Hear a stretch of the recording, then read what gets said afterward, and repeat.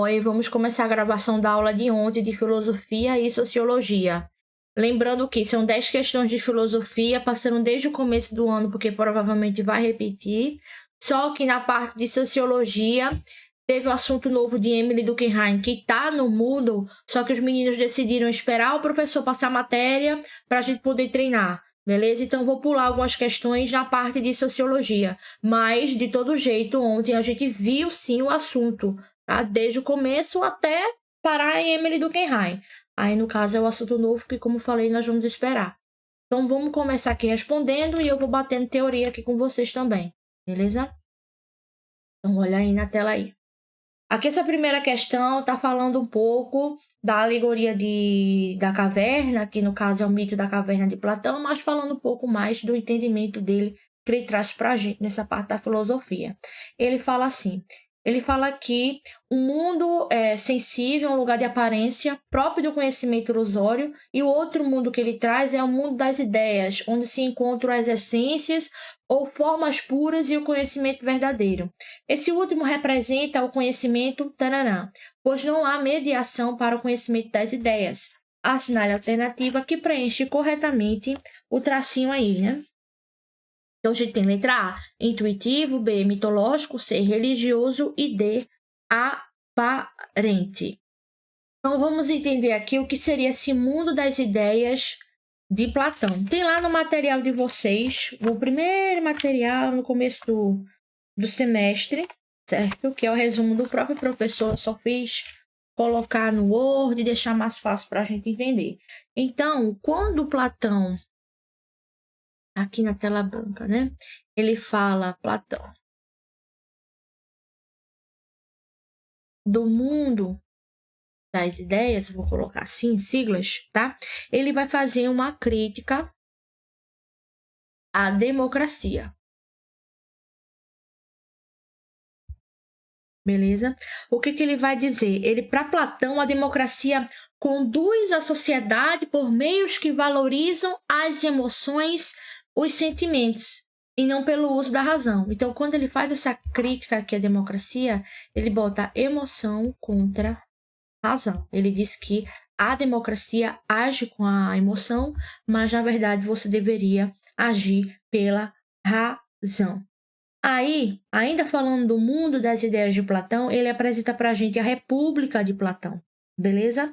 Nessa República de Platão, ele fala que a cidade, tá? Uma cidade justa, ela é governada por um rei filósofo. E o que seria esse rei filósofo, tá? O que seria esse rei filósofo? Na verdade, o processo é o seguinte.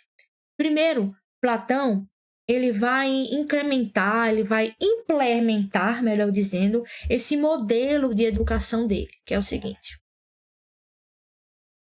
O modelo de educação dentro da cidade que ele está construindo, que é a cidade ideal, tá? Não estou falando construindo de construção, tijolinho não. Construindo no sentido mais filosófico. Ele diz o seguinte, que as crianças, bom, as crianças, independente de grupos sociais e de sexo que for, elas vão passar por um processo seletivo. Tá? Esse processo seletivo vai classificar essas crianças e vai colocar ela nos grupos sociais corretos. Quais seriam esses grupos sociais que ele vai enquadrar? A gente tem as almas, lembra? Almas. A gente começa de baixo para cima. A de bronze. Quem pertence à alma de bronze? A alma de bronze são os agricultores, os artesãos, os comerciantes, e é neles, nesse grupo aqui, que está acumulado as riquezas. Eles podem acumular as riquezas, né? Melhor dizendo, eles podem. Aí ainda tem a alma de prata. Na alma de prata, quem faz parte são os guardiões. Beleza? E os militares. Eles vão cuidar da defesa da cidade, vão cuidar dá toda a ordem social da cidade, beleza? E esse grupinho aqui, ele é sustentado pela cidade. Mas aí tem a alma de ouro. Bom, na alma de ouro, a gente vai ter ali os mais sábios. E o que é considerado mais sábios para Platão? São os filósofos. Pô, filósofos. Claro que são os filósofos. Beleza? São os filósofos. Aí a gente puxa lá para cima do rei filósofo.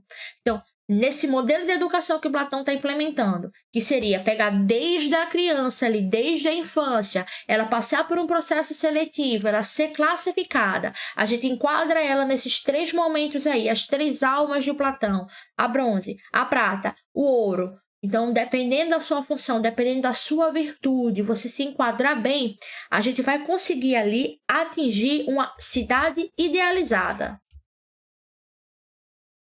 Ele ficou no cantinho aqui, né? Mas é cidade idealizada. Com essa ideia de cidade idealizada, a gente vai conseguir atingir aqui, ó, as almas, tudo certinho que a gente falou, a justiça. Beleza? Esses 3 grupos, alma de prata, alma de bronze, alma de prata, alma de ouro, nessa ordem que a gente fala de baixo para cima, a gente vai conseguir ali a justiça, tá bom? Para ele, devido a esse modelo de educação, desse processo seletivo, dessa classificação a partir da infância, das crianças, a gente vai conseguir organizar tudo e atingir essa cidade ideal, beleza? Então, esse é o mundo das ideias de Platão. É alcançar essa justiça. Cada membro desse grupo social, ele vai cumprir o seu papel direitinho, vai cumprir com perfeição esse papel. Tá certo? Porque ele foi classificado. Faz parte da vida dele, ele já nasceu para isso. Nasceu para aquela função. Essa ideia que ele vai organizar. Ninguém vai trabalhar ali com raiva, triste, tá? Esse papel dele dentro do grupo social, cada membro do seu grupo, ele vai trabalhar ali com muito valor, com as suas virtudes, com muita felicidade, tá bom? Aí, ainda falando um pouco aqui sobre o grupo da alma de ouro, que a gente viu que faz parte são os mais sábios, obviamente, os filósofos, que Platão vai se enquadrar, óbvio, beleza? Então, dentro dessa alma de ouro, a gente vai entender mais ou menos o governo pela sabedoria. Depois eu vou falar para vocês em alguma questão dessas aí, do significado, do objetivo, praticamente assim, da filosofia, que seria o amor pela sabedoria, o amor por sabedoria, tanto faz. É mais ou menos isso que ele quer apresentar na ideia desse rei filósofo. Então ele vai dizer o seguinte, que só os mais aptos, eles vão continuar os seus estudos, a classificação, você lembra? E aí eles vão alcançar esse último estágio. Esse último estágio é a filosofia. Alcançando esse último estágio aí, ele vai se qualificar como sábio e, obviamente, ele tem o poder de governar. Beleza? Essa é a ideia. Então, a gente tem o que aqui? O rei. Vou comprar, deixa eu pagar. O rei filósofo. Beleza? O único que é capaz de dominar, de governar a polis. Certo? Voltando lá para a questão. Tá? A gente relembrou aí o mundo das ideias de Platão, mas o que a gente pode enquadrar aí? Que esse último representa o conhecimento. O conhecimento intuitivo. Tá bom? Ele até dá um exemplo mais ou menos assim sobre esse conhecimento intuitivo. ele fala que é como se a gente apresentasse uma cor nova para alguém. Aí ele vai descobrir que depois de apresentar essa cor, ele vai começar a conhecer essa cor. É um pouco mais complicado de entender, mas é como se a gente misturasse, quando a gente fala nessa situação, que os objetivos a gente pode alcançar através da mediação, tá? Imediata, que seria assim, eu vou falar de novo essa questão aqui, tá? Volta aí. Bom, aí entendendo aqui esse mundo das ideias, que ele fala que é um mundo sensível, mas é um mundo intuitivo, tá bom? É um mundo intuitivo. Então, ele dá uma ideia, assim, desse conhecimento intuitivo, ele diz que pode ser demonstrado, por exemplo, como apresentar uma cor nova para alguém. Aí essa pessoa ela não conhece essa cor, mas depois ela passa a conhecê-la. Então, esse momento imediato ali, esse contato imediato, pela intuição, por essa adequação, aí ele fala esse sentido, tá bom? É isso que ele quer dizer. É um pouco mais complicado, mas o mundo é sensível e fazendo parte do mundo ilusório, o mundo das ideias, é intuitivo. Mas aí a gente fez o remember ali na tela branca do mundo das ideias de Platão. 2. Aqui a gente vai falar um pouco do mito da caverna, também, né? Falando sobre Platão. Aí Sócrates vai falar assim pra gente. Imaginemos que existam pessoas morando numa caverna. Pela entrada dessa caverna entra a luz vinda de uma fogueira, situada sobre uma pequena elevação que existe na frente dela. Os seus habitantes estão lá dentro desde a infância, algemados por correntes nas pernas e no pescoço, de modo que não conseguem mover-se nem olhar para trás, e só podem ver o que ocorre à sua frente. Naquela situação, você acha que os habitantes da caverna, a respeito de si mesmo e dos outros, consigam ver outra coisa além das sombras que o fogo projeta na parede ao fundo da caverna? Então, sobre isso, VOF. Bora marcar aqui e entender. Como eu falei para vocês, no material, lá no final, o primeiro material, tem falando do mito da caverna, tá bom? Vou fazer a leitura aqui para vocês do material do professor para ficar registrado. Ele fala o seguinte, que o mito da caverna... Eu vou voltar para a tela branca. Apagar aqui. Voltando. Ele fala que o mito da caverna... Tá? Mito da caverna é uma metáfora. É uma metáfora. Beleza? É uma metáfora. Então, ele fala o seguinte. O mito da caverna é uma metáfora criada pelo filósofo grego Platão, que consiste na tentativa de explicar a condição de ignorância em que vivem os seres humanos e o que seria necessário para atingir o verdadeiro mundo real, baseado na razão acima dos sentidos. Então, de novo, razão contra ali a emoção e a razão ganhando para o sentido, para o estudo de Platão, beleza?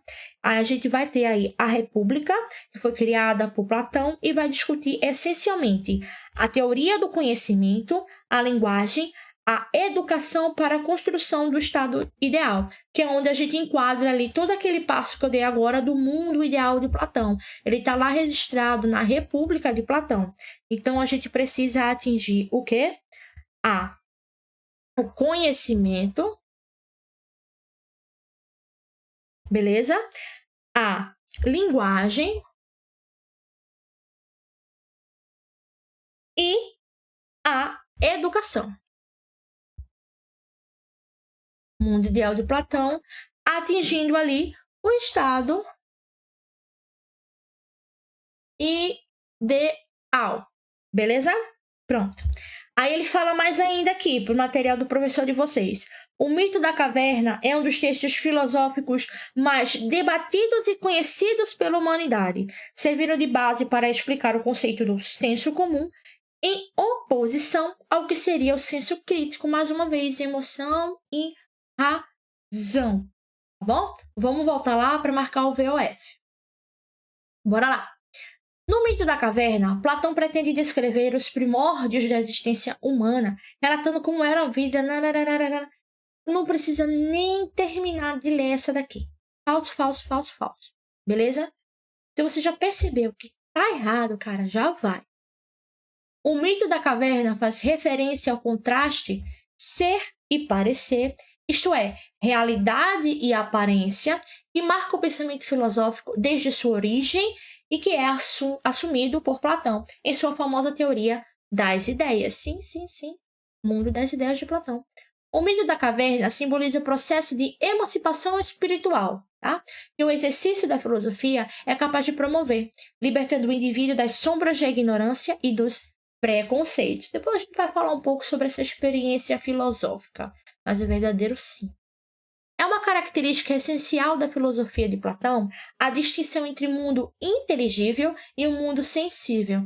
O primeiro, ocupado pelas ideias perfeitas, sim, e o segundo pelos objetos físicos, que participam daquelas ideias ou são suas cópias imperfeitas. Perfeito também. O que é que você faz aqui nessa questão? Você pega um caderninho, caderno do reforço, certo? Bota lá, mito da caverna. Ponto 1, ponto 2, ponto 3, ponto 4, e vai anotando essas definições aqui para você entender todo esse estudo de Platão, fica mais fácil, tá? E aqui o último para a gente confirmar também como verdadeiríssimo. No mito da caverna, o prisioneiro que se liberta e contempla a realidade fora da caverna, devendo voltar à caverna para libertar seus companheiros, representa o filósofo, e na concepção platônica, conhecedor do bem e da verdade, é o mais apto para governar a cidade, nosso rei, filósofo. Beleza? Então faz isso, anota esses pontos verdadeiros aí no papelzinho, aí você aprende mais fácil. Bora para a próxima. Acho que eu tinha falado para vocês que tinha uma questãozinha sobre a definição do que seria filosofia. Tá aí a terceira questão. A palavra filosofia é de origem grega e significa, a gente já falou lá em cima, né? Falando de Platão. Letra C. Amor e respeito pelo saber. Amor por sabedoria, amor pela sabedoria, tanto faz, tá bom? Essa é a ideia da filosofia. E qual é o objetivo da filosofia? Para quem não sabe, é a busca pela verdade. Tá bom? Verdade. Eu gritei aqui ó, bem alto para vocês. Verdade! Tá bom? Busca pela verdade. É o objetivo da filosofia. Aí, vamos responder a 4, que depois eu vou dar uma explicaçãozinha aqui legal. A quarta questão. A filosofia originou-se de, tá? Vou marcar aqui já a letra C para vocês. Ela se originou através da inquietação gerada pela curiosidade humana em compreender e questionar os valores e as interpretações comumente aceitas sobre a sua própria realidade. Agora a gente vai passar por um momento aqui na tela branca. Eu vou falar sobre a experiência filosófica. Vamos lá. Então, a experiência filosófica. Primeiro ponto. A gente já aprendeu que a palavra filosofia ela vem do grego e significa amor por ou pela sabedoria. Beleza? A gente tem ali também Aristóteles falando um pouco que a filosofia é a curiosidade. Beleza também, tá bom? A gente aprendeu que o objetivo da filosofia é a busca pela verdade. Beleza também.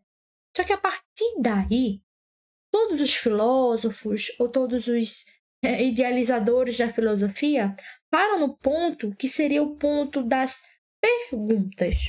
Ou seja, o que é real? O que é verdade? O que é bondade? O que é conhecimento? Então, essas indagações, essas perguntas que a gente não tem assim uma evidência verdadeira, não sabe a resposta correta, chama o questionamento. E através desse questionamento, a gente vai entrar agora no assunto da experiência filosófica. A gente também tem alguns filósofos perguntando o seguinte, por exemplo, Platão perguntava sempre, o que é um estado justo? Aí ele começa a desenvolver sua teoria. Aristóteles, o que seria o saber? Aí ele começa a sua teoria. Então os filósofos, no caso os mais famosos, mais sábios e tal, também tinham questionamentos. E é dentro desse questionamento que a gente vai entrar no processo da experiência filosófica. Eu vou falar agora aqui para vocês. Experiência filosófica. A gente vai passar por um processo agora, tá? A gente tem um primeiro passo. O primeiro passo para passar por esse momento aqui, essa experiência, tá bom? É o estranhamento.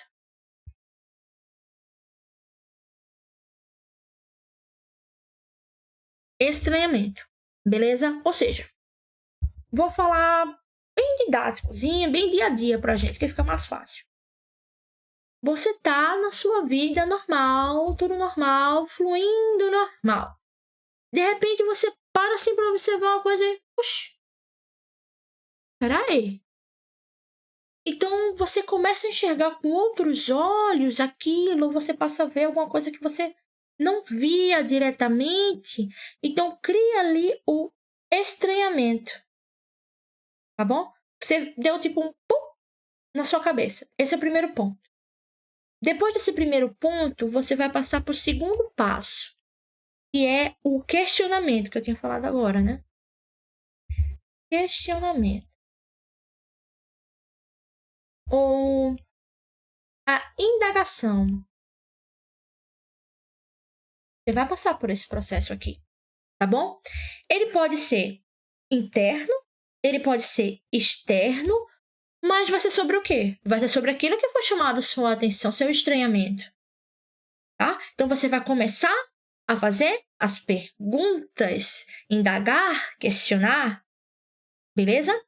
Só que aí dentro ainda desse segundo passo aqui, segundo processo que você está passando, vai entrar aqui o seu cotidiano. O seu dia a dia. Você vai perceber se você já teve algum questionamento semelhante, se algo já marcou a sua vida. Será que foi durante uma viagem? Será que foi num luto? Alguma decepção amorosa? Você já se questionou esse insight ali que você teve, esse bug na cabeça? Passou por esse dia a dia da sua vida, esse seu cotidiano? Tá bom? Então, o que está acontecendo aqui? Olha minha cabeça dando uma bugada. Cara, você está passando por uma experiência filosófica. Estranhamento, questionamento. Analise se você já vivenciou. Certamente você já vivenciou esse estranhamento. Experiência filosófica, tá bom? Mas aí a gente tem um terceiro passo. Uai, qual é o terceiro passo? A resposta. Você não está em busca da verdade? Você não é um filósofo em busca da verdade? Em busca pelo saber? Amor? Pela sabedoria? Então, o terceiro passo é esse. Para você completar a sua experiência filosófica, as nossas respostas, as nossas descobertas. Bom? Só que a gente também pode fazer uma forma mais dentro desse terceiro passo para ficar mais completo do completo, essa experiência filosófica, a gente pode colocar, tá, a ironia. Aqui em detalhes. A ironia, ela também faz parte desse processo filosófico, tá bom? A ironia faz parte. Ela é como se você, de modo particular, de modo intuitivo, compreendesse esse tal questionamento que você teve desde o primeiro passo. Beleza? Mas normalmente, poxa, um lado mais irônico sobre a felicidade, sobre o amor, sobre o desejo, mais abstrato, mais concreto, ironicamente você vai achar ali essa resposta. Tá bom? É um pouco mais complicada, mais profunda essa ironia aplicada aí, mas faz parte da experiência completaça, fechar com chave de ouro, certo? Você ironizar essa situação, tá? Como eu falei, interna ou externa, esse questionamento que você adquiriu, tá bom? É mais ou menos isso, a experiência filosófica. Vamos voltar lá para a questão. Então, aqui você anota, tá? No caderno do reforço, a filosofia originou-se, escreve aí a letra C. É bom você escrever porque quanto mais escreve, mais entra na cabeça. Bora lá, quinta questão aqui pra gente. Vamos lá. O princípio de que a entrada estabelecemos que deveria observar, sim, todas as circunstâncias. Quando fundamos a cidade, esse princípio é, segundo me parece, ou ele ou uma das suas formas, a justiça. Ora, nós estabelecemos segundo suponho e repetimos-lo muitas vezes, se bem te lembras que cada um deve ocupar-se de uma função na cidade, aquela para a qual sua natureza é mais adequada. Falei isso, Platão e o mundo das ideias dele, beleza? No trecho apresentado acima, faz-se referência à justiça, na concepção platônica. Assinale a opção que contém a proposição verdadeira que sustenta o argumento usado por Platão para definir ou justificar a concepção. Beleza, você viu aqui, ó, as crianças desde o começo, no modelo de educação de Platão, passando por um processo seletivo, elas vão ser classificadas, enquadrando as 3 almas que são nossos grupos sociais, certo? Só que aí, toda função que ela vai ter é de sua natureza. É a mais adequada para você. Então, a gente vai conseguir trabalhar bem. Vai dar certo. Vamos conseguir atingir a cidade ideal. Os 3 grupos sociais trabalhando em harmonia, conseguimos a justiça. Estou falando em nome de Platão. Beleza? E qual a proposição aí correta para a gente? Na 5ª questão é a letra D de dado. O ato de cada um fazer o que lhe é mais adequado por natureza é necessário para a formação de uma cidade justa. Acabou. É o que Platão fala. Mais fácil que isso. Gente, isso é questão de vestibular. Questão de vestibular, tá? Só não botei o nomezinho ali em cima. Qual seria a banca? Qual seria a prova e tal. Vestibular. Muito fácil. Tá vendo? É só um detalhe, tá? Agora vamos passar aqui, mudar de assunto. Tô vendo que tem Epícoro. Então a gente vai passar por um período helenístico, beleza? Vamos lá.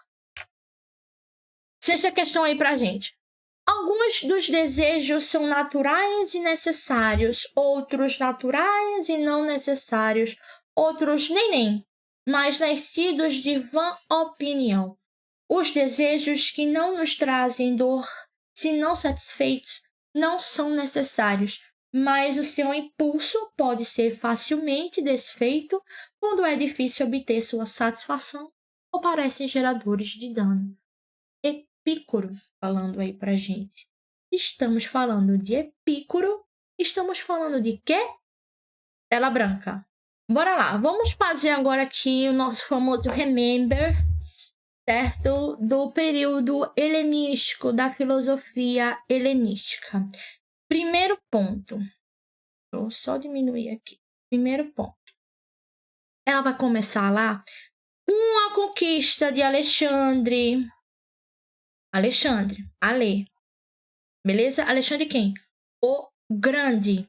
Ali 356, 323 antes de Cristo. Beleza. O que aconteceu? Alexandre, ele dominou tudo. Ele foi pegando todas as cidades.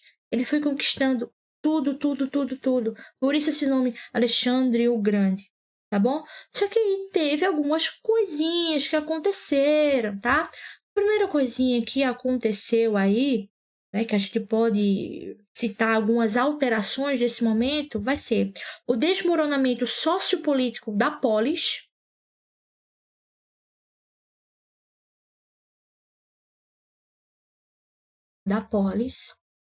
Gente, a polis é a cidade-estado, tá bom? Outro probleminha que a gente teve também foi com a independência política, econômica e militar. Algumas alterações que aconteceram. E as consequências? Olha o que aconteceu aqui com a política, com a economia e com os militares, os guerreiros. Ou seja, todas as cidades perderam sua independência.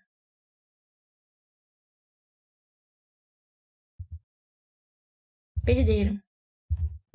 Todas as cidades perderam a sua independência, tá bom? O cidadão grego, ele não poderia mais definir o destino da cidade. O que importa é a individualidade. O que importa é a individualidade. Vai ter uma questão disso aqui. Vocês vão ver o que eu tô falando, tá bom? E foi a partir de todo esse movimento de Alexandre, nosso Alê, que vai surgir essas escolas filosóficas da filosofia helenística. Epicuro, estoicismo, epicurismo, claro, estoicismo, pirronismo, que você pode encontrar questões chamadas ceticismo, é a mesma coisa, porque quem criou foi Pirro, e o cinismo, tá bom? Vamos aqui para baixo, que eu vou mostrar para vocês. Vou falar Epicuro, estoicismo, pirronismo e o cinismo. Beleza? Vamos debater um pouquinho rapidinho aqui. Tem no material de vocês, mas só um remember rápido. Epicurismo, Epicuro, que é a nossa questão que a gente está respondendo. Ele vai falar, gente, do prazer. Ele vai falar do prazer, que o prazer ele é essencial à felicidade. Tá bom? Ele fala, ele defende do prazer racional.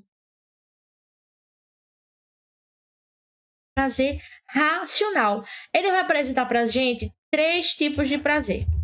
O primeiro são os naturais e necessários. O segundo é aquele prazer que ele é natural, mas não é necessário. É o prazer supérfluo. E o terceiro prazer, ele vai dizer que é nem. Nem é natural, nem é necessário. Que é aquela questão do desejo de riqueza e de poder. Não é necessário para você. E qual é o que Epicuro adota? Epicuro adota o que está escrito na nossa questão. Vou voltar para lá. Ele adota os desejos naturais e necessários. Você lembra do exemplo? Tá com fome? Coma. Tá com sede? Beba. Então, qual é a alternativa aí da gente nessa 6ª questão? Letra A de amor. Alcançar o prazer moderado e a felicidade. Epicuro, prazer essencial à felicidade, tá? Só que ele disse que o prazer correto aí seria os naturais e os necessários. O resto, supérfluo, riqueza, poder, não faz parte do prazer. É prazer e razão, não é prazer e emoção não, tá? Se liga. Vou voltar lá para a tela para eu explicar um pouco sobre os outros pontos do helenismo, tá? O estoicismo, Zenão de Cício, que criou ele aí pra gente, ele vai falar de uma força universal, a gente pode chamar de Deus, ele fala mesmo assim, certo? Que ele vai governar tudo. O que acontece? A gente entende que as coisas, elas dependem ou não dependem da gente. Ele vai dizer que existem coisas boas, existem coisas más e existem coisas indiferentes. Boas, más e indiferentes. Beleza? Ele vai dizer isso. Mas, independente disso, a infelicidade, certo? Que a gente não vai precisar porque estamos usando a razão, a gente não consegue evitar. Se a gente usar a emoção, então a gente consegue alcançar aqui com o uso da razão. Veja bem, ele fala o seguinte, ele fala que a infelicidade surge quando não utilizamos a razão. Então, se a gente atingir, independente de tudo que existe, tá? Sabendo que existe uma força universal que coordena tudo, que cuida de tudo, a gente vai alcançar o bem viver. É isso que o estoicismo acredita. Independente das situações, de quem toma conta de tudo, das coisas boas, ruins, indiferentes, se usar a sua razão, você vai atingir o seu bem viver, mesmo que as coisas não dependam de nós. Beleza? Pirronismo. Quem criou foi Pirro. Ceticismo, mesma coisa. Ele traz uma defesa que ele diz que tudo é incerto. Por quê? Ué, porque a gente consegue argumentar e a gente consegue contestar. Nenhum conhecimento é seguro, ele fala. A gente consegue argumentar e contestar. Então quer dizer que eu não vou conseguir atingir essa verdade plena. Essa busca é inútil, tá? Essa busca pela verdade plena, segundo Pirro, ceticismo, é cético. Ele diz que é inútil, porque tudo pode ser argumentado. Eu sempre dou um exemplo bem bestinho para os meninos. Questão de verdade. Eu estou dizendo que meu computador é azul. Ué, mas você nem viu. Então você consegue fazer essa contestação aí, argumentar comigo que não é azul, é outra cor. É basicamente isso, é bestinha esse exemplo, mas tudo é incerto. A verdade plena não existe para ele, é inútil isso, tá bom? E o cinismo, que é o mais interessante para a gente vai lembrar de Diógenes, né? Diógenes, ele viveu uma vida bem diferenciada. Ele morava num barril. Ele tinha uma túnica, uma roupa assim, meio que cobria o rosto, aqui o cabelo, a cabeça e tal. Ele tinha um bastão para ficar, tipo uma bengalinha mais alta, assim, comprida. Ele tinha um potinho, que a gente chama de alforge, para colocar os alimentos, uma caneca, um pratinho. E vivia andando bem calmo, bem assim. Aí vai ter um momento muito importante na história, que ele vai se encontrar com Alexandre Alê, nosso amigo Alê. Tá? Lembrando que Alê é muito importante, ele é o grande, ele é o poderosão da época ali, dominou tudo. Então Alê vai querer se encontrar com ele e entender, poxa, Diógenes, um filósofo maravilhoso, importantíssimo, eu, como importante também, vou entrar em contato com o nosso querido. Foi fazer essa visita. Só que aí aconteceu uma coisa meio assim, tá? Vou contar a história para vocês aqui, vou fazer a leitura. O rei da Macedônia foi informado que o filósofo morava em um barril perto do porto da cidade, e ao encontrá-lo, Diógenes estava sentado no chão ao lado do seu barril, aquecendo-os com o raio do sol. O imperador disse ao filósofo que era Alexandre o Grande, aquele que conquistou todas as terras e que podia perder-lhes qualquer riqueza e seria imediatamente presenteado. Diógenes levantou os olhos e respondeu assim: Senhor, apenas não tire de mim o que não podes me dar. Percebendo que estava entre Diógenes e o sol, Alexandre ficou perplexo, ficou passado diante do que havia escutado. Retirou-se daquele lugar, deixando também Atenas, né, para nunca mais voltar. O cara ficou ali, ó, chocado com a situação. Cara, eu vim te dar o que você quisesse. Todo o ouro, o que, é que você quer? O que você quer? Isso é muito importante para mim. Porque Alexandre, na sua infância, ele foi educado por filósofos, tá? Professores dele não era qualquer professor, não. Era a galera ali só top, só os reis filósofos que ajudaram o processo de educação de Alexandre, beleza? Então, o que a gente pode entender sobre esse cinismo, sobre essa vida simples, sobre o que é necessário ou não? Aí ele fala assim, e Diógenes diz que ele quer nos ensinar algo de grande valor. Quanto menos necessidades supérfluas tivermos, mais livres e felizes seremos. Aí tem uma passagem que fala assim, que Diógenes andava na rua com uma lanterninha, né, uma espécie na época de lanterna acesa, gritava o seguinte: procura uma pessoa verdadeira, aquela que não fosse escrava das necessidades, nem da ilusão e do poder. Ele saía na rua procurando essa pessoa, mas ninguém aparecia, né? Supérfluo estava ali dentro de cada um. E ele vivia o contrário, essa vida simples. Isso é o cinismo, beleza? Só para falar, Diógenes foi o que mais implementou o cinismo nessa época, tá? Mas a gente tem Antítenes como o principal fundador do cinismo, mas vingou mais com Diógenes, tá? Que é o que cai na prova, beleza? Vamos passar para a próxima? 7ª questão para a gente aí. Filosofia. O mundo me condena e ninguém tem pena, falando sempre mal do meu nome, deixando de saber se eu vou morrer de sede ou se vou morrer de fome. Mas a filosofia hoje me auxilia a viver indiferente assim, neste prontidão sem fim. Vou fingindo que sou rico para ninguém zombar de mim. Não me incomoda que você me diga que a sociedade é minha inimiga, pois cantando nesse mundo, vivo escravo do meu samba, muito embora vagabundo, ou até mesmo da aristocracia, que tem dinheiro, mas não compra alegria. Há de viver eternamente sendo escrava dessa gente que cultiva hipocrisia. Ainda sobre aqui, Epícoro. Vamos analisar qual é a resposta correta dessa música aí que foi criada por Noel Rosa. Essa é a 7ª questão e eu digo que é a letra B. Para sermos felizes, o essencial é que se passe em nosso interior, pois é deste que nós somos donos, pois é necessário e natural, tá bom? 8ª questão pra gente aí, tá? A felicidade é, portanto, a melhor, a mais nobre e a mais aprazível coisa do mundo.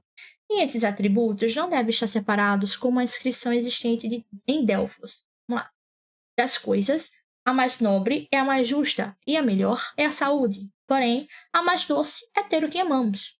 Todos estes atributos estão presentes nas mais excelentes atividades, e entre essas a melhor nos identificamos como felicidades.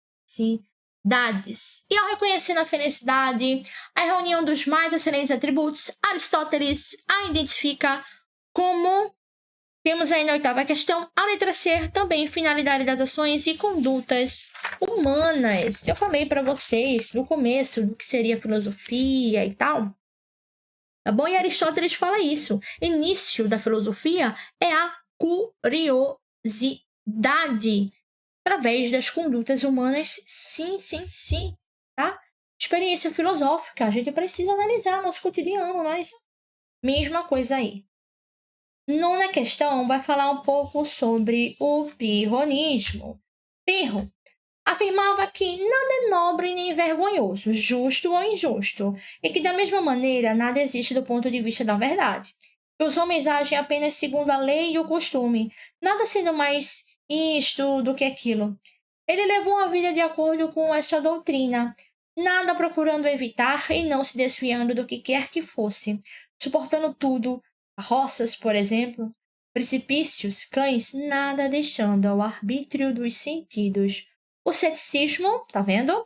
Conforme sugerido no texto, é caracterizado por letra C de cachorrinho, mais uma vez, defender a indiferença e a possibilidade, de obter alguma certeza. Eu falei, a verdade é inútil, a busca pela verdade plena é inútil, porque todo o seu argumento, todo o seu conhecimento, ele pode ser contestado.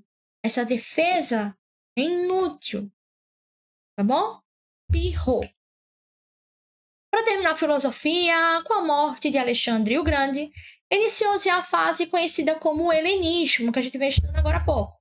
Considerando os valores e ideias nesse período, atente aos seguintes itens.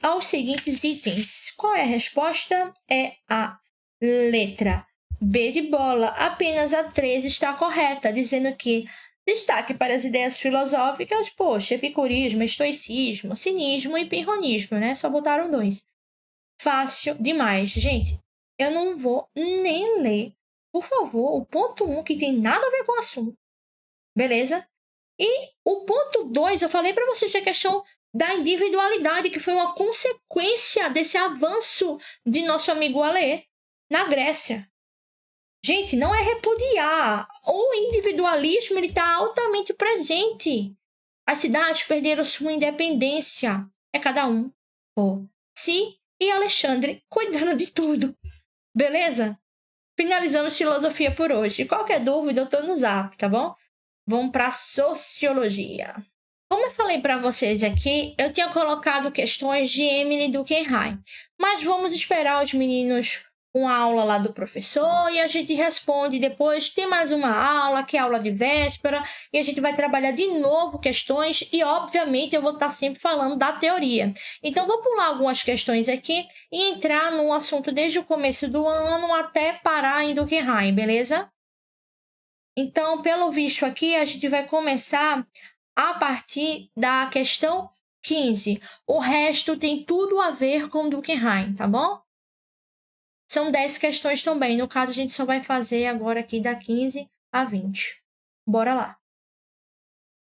Na madrugada de 1º de novembro de 2009, morre na França o etnólogo e antropólogo Strauss, aos 101 anos de idade.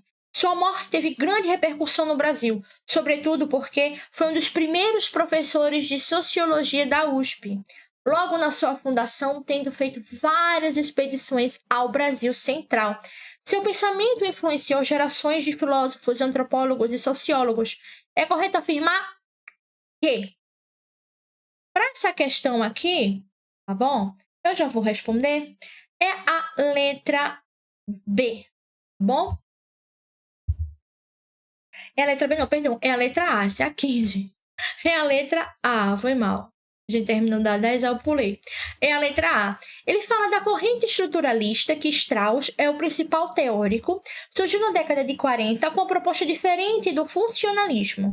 Predominante até então, o funcionalismo se preocupa com o funcionamento de cada sociedade e em saber como as coisas existem na função social. O estruturalismo queria saber do trabalho intelectual, olhar para os povos indígenas e buscar uma racionalidade e uma reflexão propriamente nativa. Eu vou para a tela branca agora explicar. Primeiro ponto aqui, estamos estudando antropologia. Se você ver no seu material de antropologia, eu deixei bem facinho para você. Eu disse que antropologia é a ciência do homem. Mas quem é o pai? Quando eu falo pai da antropologia, pai da filosofia, pai quer dizer que é o cara, é o que tomou conta desse assunto. Então, o pai da antropologia é Strauss. Assim, com 2 S, tá? Ele é muito importante, vocês viram aí na questão o que eu falei. Deixa eu botar mais pro canto o nome dele, que eu vi que deu uma cortadinha aqui na tela. Aqui. Com 2 S, beleza? Só que a gente precisa entender que o papel do antropólogo é não emitir juízo de valor. Beleza? É a ciência do homem, é compreender o homem, mas não emitindo juízo de valor. É o papel do antropólogo. Só que dentro dessa ideia de não emitir juízo de valor, olha só o que acontece aqui. Ó. O etnocentrismo. A gente já estudou esse centrismo nas aulas de literatura. Antroprocentrismo. Centrismo é algo no centro. Etno, a gente está trabalhando a etnia. Então, a gente vai misturar a cultura. Por isso que a antropologia tem uma relação muito forte. E aqui, no etnocentrismo, a gente vai estar julgando. A gente vai entender que a nossa própria cultura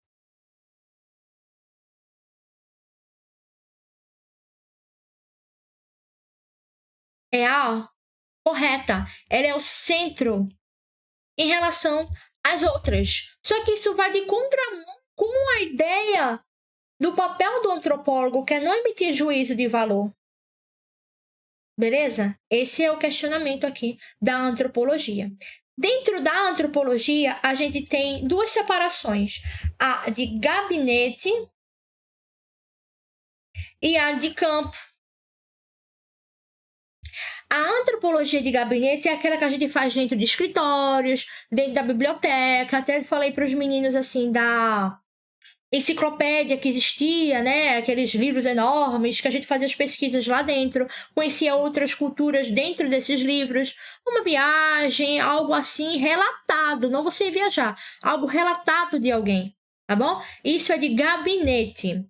Aí a gente tem até um antropólogo chamado James Fraser, que ele dizia assim, Deus me livre, vixe Maria, tá convivendo com esse povo. Por que eu tô falando isso? Porque Strauss, ele aplica a antropologia de campo. Dei uma cortadinha aí, mas é o campo. Tá? A antropologia de campo é já você ir lá. Contato direto do pesquisador com a coisa a ser pesquisada. Com as pessoas, com os grupos sociais, as situações, os cenários. Aí Strauss, ele vai lá em 1935, 1938, fazer uma expedição lá na Amazônia, conviver com alguns índios. Tá bom? Então ele vai começar a compreender as diferentes culturas, ele vai perceber que apesar dessa distância cultural ali dos índios, a gente tem ali elementos parecidos. Eu vou puxar um pouquinho aqui desse assunto de etnocentrismo, antropologia, para relembrar o darwinismo social. O darwinismo social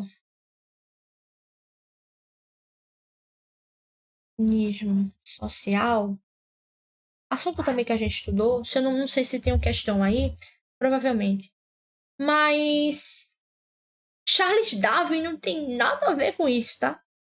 O que acontece é que alguns estudiosos pegaram a teoria da evolução do cara e trouxeram, aplicaram para o ser humano, ou seja, o meu entendimento é o correto, é mais ou menos essa ideia do etnocentrismo, de que tomar como a sua cultura a correta, a certa, o centro e julgar os demais. Então a gente aplica um pouquinho do papel do darwinismo social aí nessa situação da antropologia. Então Strauss, nessa expedição, toda vez que você estiver vendo uma questão que fala Strauss, indígenas, experiência, contato, antropologia de campo, pode marcar como verdadeira, tá? Então, por mais que a cultura dos índios estivesse ali, por um lado geográfico, distante da europeia, foca aqui. Por que europeia? Ué, todos esses filósofos, sociólogos, baseavam-se nessa cultura erudita, na ideia da elite, na ideia dos europeus, então é tudo comparado a eles. Então, Strauss disse, apesar desse distanciamento geográfico dos povos indígenas, no caso brasileiros, da cultura indígena brasileira, com os europeus, a gente ainda mantém uma estrutura social ali parecida, tá? Ele analisou essa situação. Então, por isso aqui, voltando na questão, a letra A, que é a corrente estruturalista, que é chamada essa aplicação que Strauss criou, é verdadeira aí, a letra A. Eu vou dar uma explicada nessa questão de estruturalismo e funcionalismo também, tá? Vamos passando aqui. Olha aí a 16 aí, falando do etnocentrismo, dizendo que é uma atitude em que os indivíduos reduzem todos os fenômenos sociais àqueles que conhecem. Vamos achar agora a incorreta. E para a questão 16, a gente diz que é a letra C. A letra C está dizendo que os indivíduos possuem uma facilidade em ver e tolerar as diferenças sociais. Não é etnocentrismo. Ué, pega lá o caderno de reforço, escreve etnocentrismo e embaixo bota esses pontos que eu vou dizer agora. Anota aí, letra A.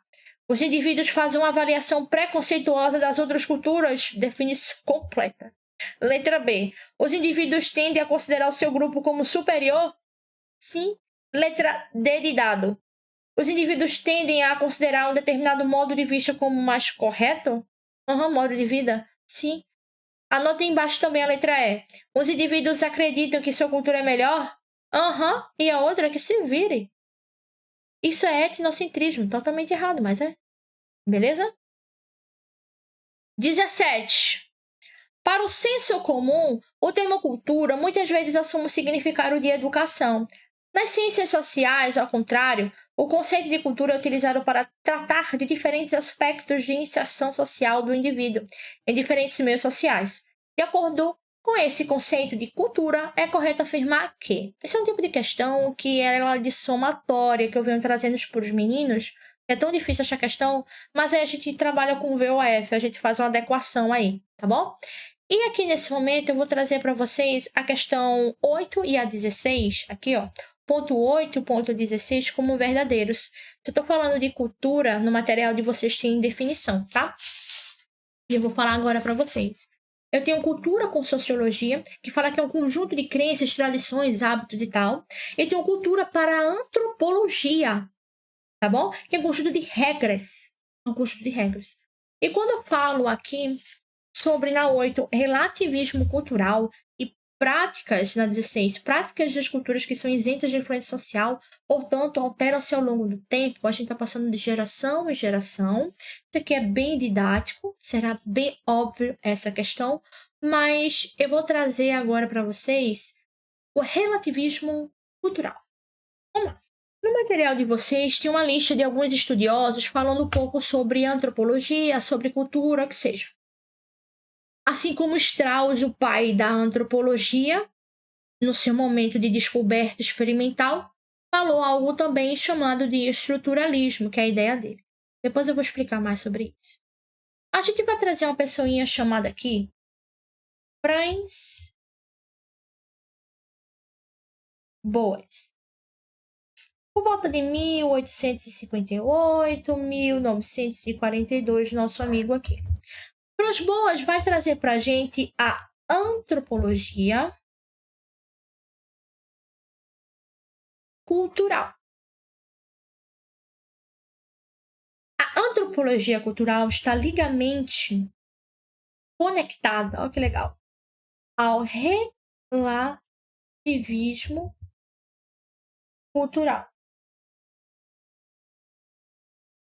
O relativismo cultural vai dizer para a gente que cada cultura tem seu próprio sistema de valor e a sua importância.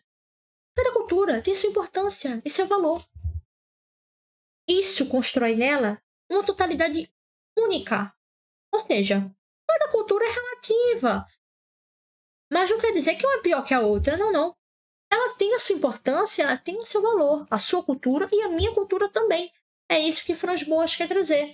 Ele traz essa denominação chamada relativismo cultural. Bem simples, é isso e pronto. Não tem o que debater. Tá bom?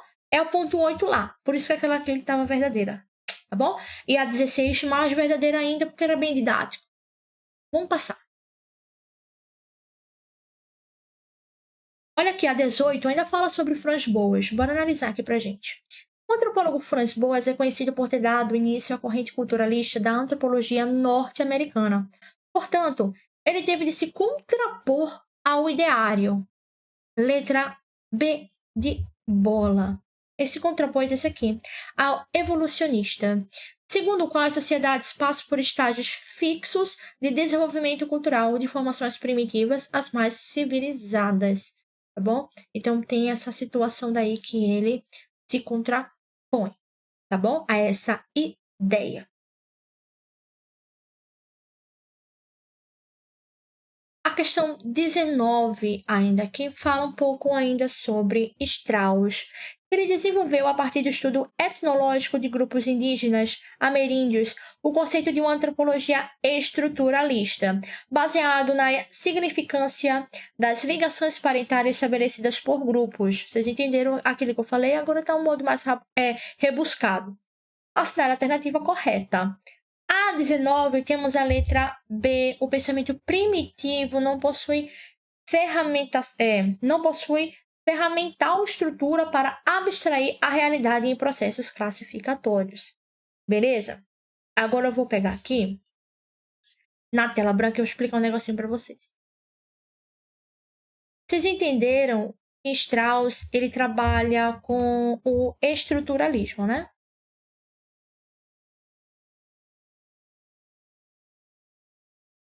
Mas o estruturalismo, ele se contrapõe com o funcionalismo. Quem traz isso aqui pra gente? Strauss. E o funcionalismo é Malinowski. Malinowski, acho que fala assim, tá, gente? Se eu falar errado, aí vocês corrigem. Malinowski de 1884 a 1942, tá? O que aconteceu aqui? A gente tem uma contradição aí. Veja bem. O funcionalismo, que a etnografia que Malinowski trouxe para a gente, ele fala que é um método que consiste na descrição das sociedades por meio da observação participante. É um contato direto e de longa duração. Campo. Contato direto e de longa duração. A observação participante. Aí a etnografia que trabalha ali Malinowski. Aí ele vai falar sobre essa antropologia funcionalista. Tá bom? Vou botar aqui. Lembra? Grafia, lembra de geografia? Etnogeografia, indo no lugar. Então, faz uma associação. Aí ele ainda fala da antropologia funcionalista, que ele fala o seguinte, que os indivíduos eles apresentam necessidades. Beleza. Só que quando ele apresenta essas necessidades, eles precisam, certo? Para satisfazer essa necessidade da criação de algumas instituições. Essas instituições elas podem ser familiares, políticas, jurídicas, educativas, que com base nessas instituições que a gente vai conseguir atingir ali as nossas necessidades, que é o que ele entende. Beleza? Ou seja, ele fala que o papel do antropólogo é entender a função das estruturas sociais, aí ele vai chamar isso de antropologia funcionalista. E o que eu tenho a ver estruturalismo e funcionalismo? Vamos lá. O estruturalismo de Strauss, ele vai entender as estruturas fundamentais.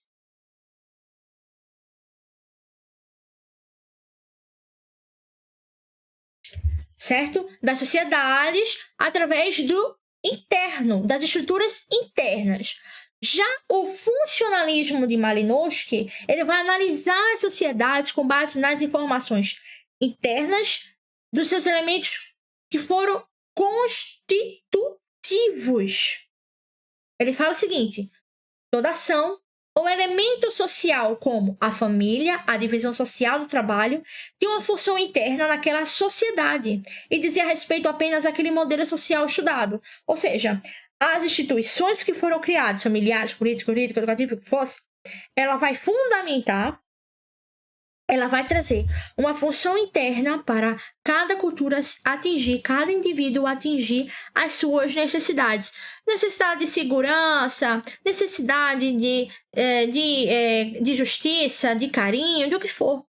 Certo? É mais ou menos essa a ideia. Estruturalismo, defender as estruturas fundamentais, o que é fundamental para aquela sociedade. E o funcionalismo de Malinowski, através das instituições que foram criadas, atingir a necessidade do indivíduo naquela sociedade. Beleza? É mais ou menos isso. E para a gente terminar a aula de hoje, a questão 20, a antropologia se distingue das outras ciências humanas, na medida que se funda na alteridade, como pontua Roberto da Mata. Neste sentido, é correto afirmar que temos aí a letra C, que eu já falei para vocês, né? E o antropólogo ele deve se desvincular das categorias de pensamento e da cultura nativa. Beleza? Não deve julgar, não deve emitir juízo de valor. Essas foram as questões que eu coloquei simulando uma provinha, tá bom? Mas ainda falando de cultura, a gente tem cultura popular. Deixa eu pegar uma telinha para vocês aqui. Aí a gente tem a cultura popular, beleza? Só para a gente terminar esse fato de cultura, que é aquela que a própria população ela produziu, não precisou de nenhuma técnica, ela é meio natural, a gente pode associar algumas festas juninas, festas de carnaval. A gente tem a cultura erudita também, que é aquela só baseada na elite. Então, trazemos o sociólogo Norbert Elias como ali um idealizador, entendedor dessa situação. Então, a gente fala que na cultura erudita, a característica dela é a formalidade e a distinção social. Tá bom? Porque a cultura, ela só é consumida por essa classe. Lembra lá da burguesia, na aula de história, né? Daquela formação toda do renascimento cultural, renascimento humano, com o surgimento dos artesãos das corporações de ofício. Então, só quem consumia aquele tipo de arte eram os burgueses, a elite. E é isso que a gente vem trazendo agora na cultura erudita europeia. Lembra isso, tá? A gente também tem a cultura material, tá? Que ela é formada ali por elementos que foram construídos, desenvolvidos pelo ser humano. Então, a gente tem literalmente computadores, avanços de computadores, ferramentas, tudo que foram desenvolvidos e construídos. A cultura imaterial também a gente tem.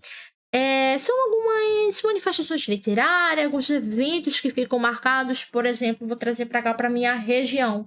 O frevo é imaterial. A feira de Caruaru, que está tendo São João agora, é imaterial. E a cultura de massa, hein?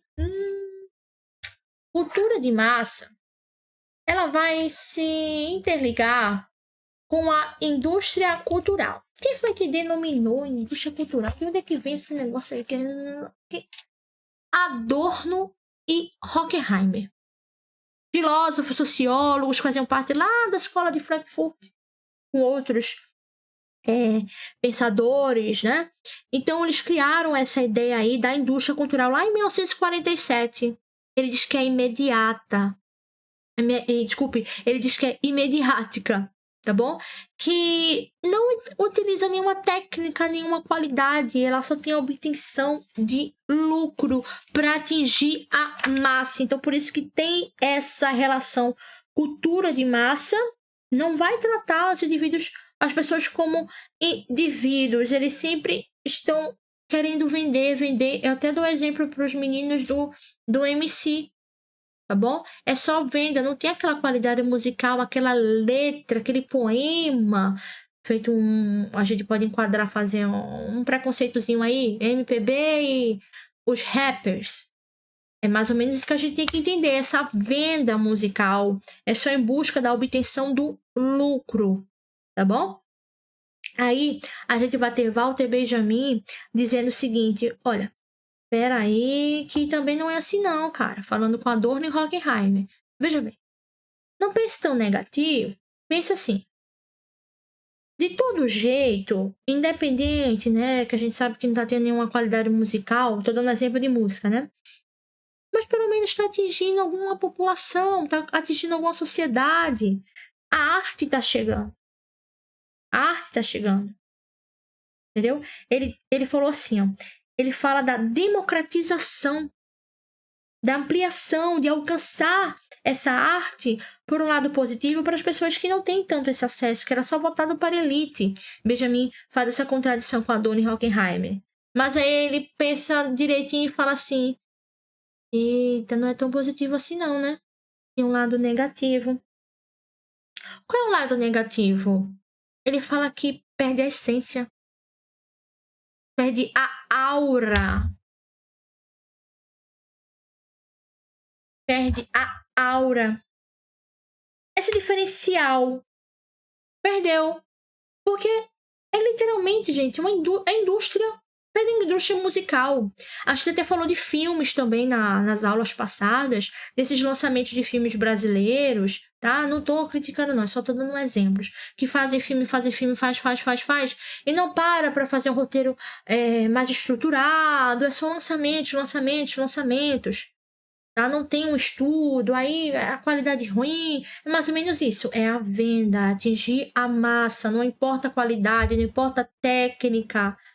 Tá? A indústria cultural é toda a rede midiática que, utilizando técnicas aperfeiçoadas, criam produtos culturais, tá? Para o consumo rápido das massas, sem necessidade de reflexão. É isso. Nenhuma crítica eu estou dando, só estou dando definição de Adorno e Horkheimer. beleza? É isso, gente. Essa é a distinção aí, tá bom? E, pra terminar, já terminei as questões. A gente vai ficar esperando o Durkheim aparecer pra gente pra terminar mais assuntos, mas a gente ainda tem outra aula, beleza? Então, até a próxima. Qualquer coisa eu tô no Zap, alguma dúvida. Quem não tiver material, manda Zap, que eu mando material pra vocês, beleza? Então, foi mal pela aula de ontem, mas tecnologia é assim, tá bom? Beijão e até a próxima.